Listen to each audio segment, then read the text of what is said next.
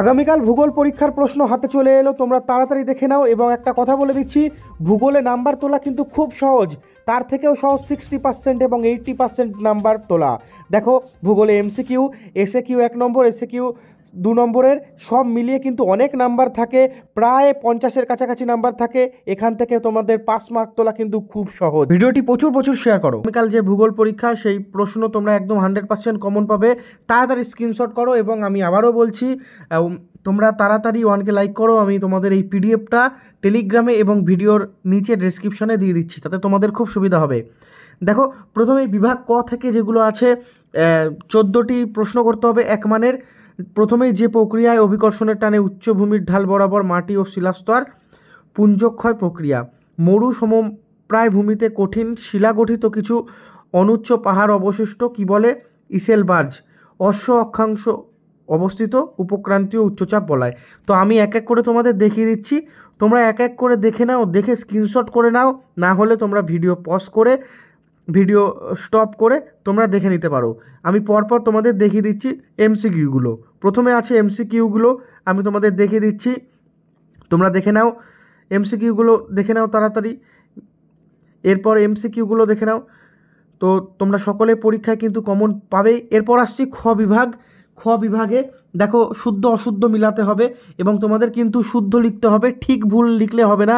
তোমাদের শুদ্ধ এবং অশুদ্ধ লিখতে হবে। তোমরা পুরো বাক্যটি লেখার চেষ্টা করবে, পুরো বাক্যটি লিখে শুদ্ধ লিখবে, পুরো বাক্যটি লিখে অশুদ্ধ লিখবে। ঠিক আছে, পুরো বাক্যটি লেখার চেষ্টা করবে। ভাগীরথী এবং অলকানন্দা নদীর মিলনস্থল দেবপ্রয়াগ, শুদ্ধ। এরপরেরগুলো তোমরা দেখে নাও, তাড়াতাড়ি দেখে নাও, তোমরা স্ক্রিনশট করে নাও এবং ভিডিওটি প্রচুর প্রচুর পরিমাণে তোমাদের বন্ধুদের মাঝে শেয়ার করো। এরপর দেখো, উপযুক্ত শব্দ বসিয়ে শূন্যস্থান পূরণ করো। 6টি করতে হবে 1 মানের। আমি তোমাদের এক এক করে দেখাচ্ছি, তোমরা তাড়াতাড়ি এক এক করে দেখে নাও। ভারতীয় মহাকাশ গবেষণা সংস্থা বেঙ্গালুরু। পৃথিবীর বৃহত্তম উপত্যকা হিমবাহের নাম আলাস্কার হুবার্ড। তোমরা তাড়াতাড়ি দেখো। এরপর হচ্ছে একটি বা দুটি শব্দে উত্তর দাও যে কোনো 6টি প্রশ্নের।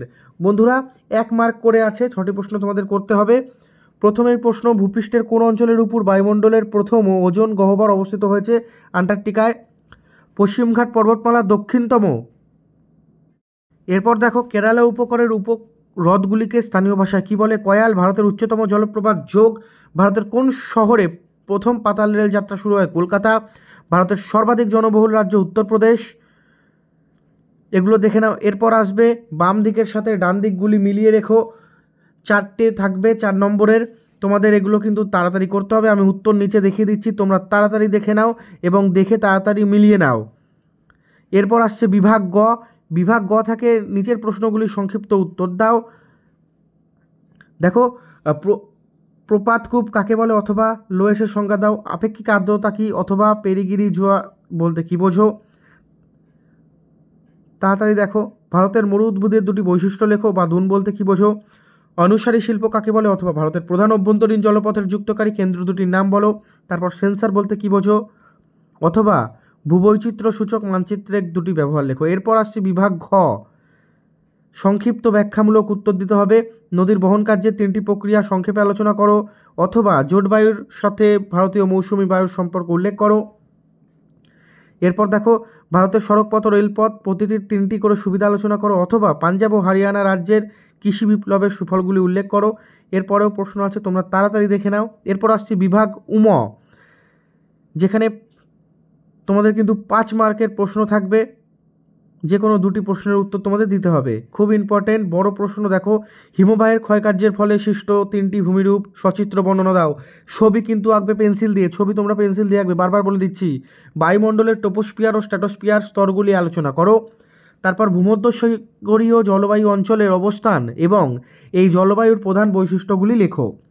তারপর পৃথিবীর জলবায়ুর উপর সমুদ্র স্রোতের প্রভাবগুলি আলোচনা করো। পয়েন্ট করে করে লিখবে ব্ল্যাক অ্যান্ড ব্লু পেন দিয়ে। তারপর দেখো, নিম্নলিখিত প্রশ্নগুলি থেকে যে কোনো 2টি প্রশ্নের উত্তর দাও। এটা কিন্তু তোমাদের বড় প্রশ্ন, ঠিক আছে? একদম তোমরা তাড়াতাড়ি দেখে নাও। ভারতের জলবায়ু নিয়ন্ত্রণের প্রধান কারণগুলি ব্যাখ্যা করো। ভারতের চা চাষের অনুকূল প্রাকৃতিক পরিবেশ বর্ণনা করো। পশ্চিম ভারতে কার্পাস বয়ন শিল্পের অধিক উন্নতির কারণগুলি ব্যাখ্যা করো।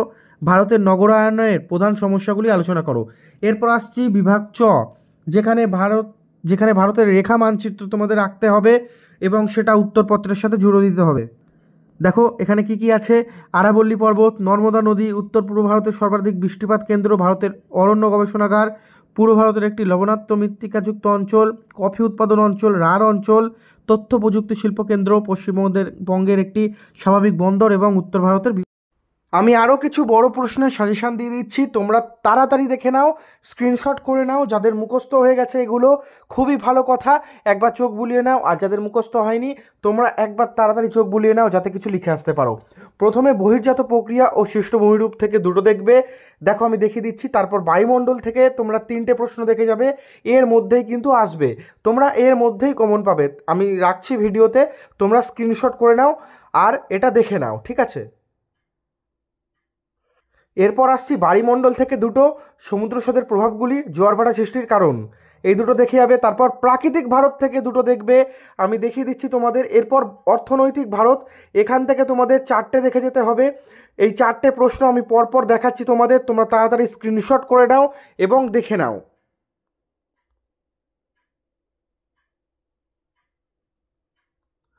বন্ধুরা ম্যাপ পয়েন্টিং আমি তো তোমাদের দেখিয়ে দিয়েছি, আরও কিছু দেখিয়ে দিচ্ছি। দেখো পাহাড় পর্বতের মধ্যে আরাবল্লী, সাতপুরা, শিবালিক, বিন্ধ্য, নীলগিরি, নদ নদী, নর্মদা, কৃষ্ণা, মহানদী, গোদাবরী, কাবেরী। আর ভূপ্রকৃতি থেকে করমণ্ডল উপকূল, সুন্দরবন, গুজরাট, মহারাষ্ট্র, পশ্চিম পর্বতের পশ্চিম ঢাল, মৌসিনরাম, এগুলো দেখলেই হবে। শিল্পকেন্দ্রের মধ্যে দেখবে চিত্তরঞ্জন, হলদিয়া, মুম্বাই, নাগপুর, বিশাখাপট্টনম। কৃষি অঞ্চলে হরিয়ানা, কর্ণাটক, উত্তরপ্রদেশ, মহারাষ্ট্র, দার্জিলিং